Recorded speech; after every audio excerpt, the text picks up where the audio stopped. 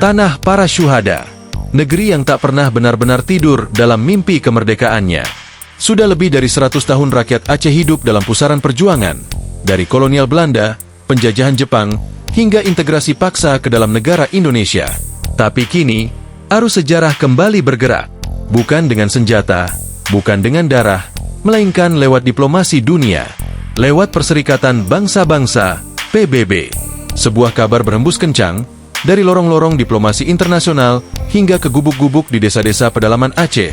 PBB sedang memantau situasi Aceh. Bukan sekadar isu pelanggaran HAM masa lalu, bukan hanya soal bencana tsunami yang belum sepenuhnya disembuhkan, tapi soal hak menentukan nasib sendiri.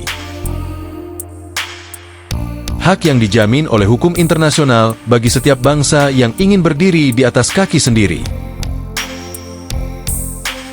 Selama ini, jalan perjuangan Aceh ditempuh lewat senjata dan perlawanan bersenjata. Tapi itu sudah menjadi cerita lama. Generasi baru Aceh bukan generasi perang.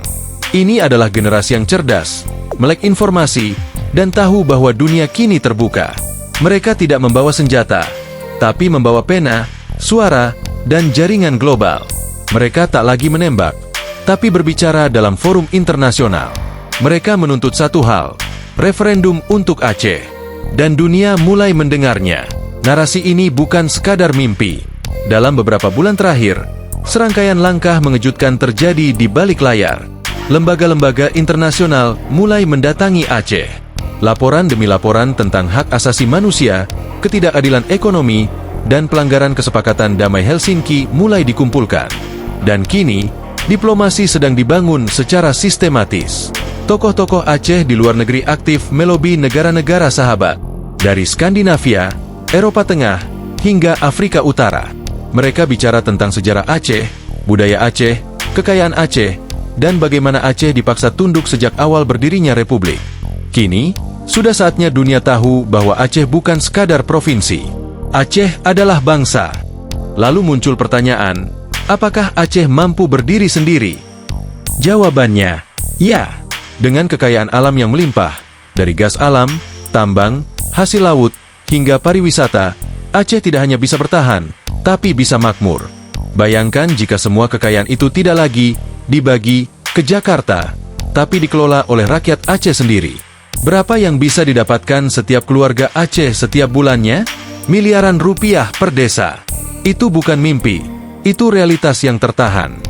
Anak-anak muda Aceh sudah bangkit. Mereka sadar bahwa kemerdekaan tidak akan datang jika hanya menunggu. Tapi mereka juga tahu bahwa perang bukan jawaban. Dunia tidak akan mendukung perang.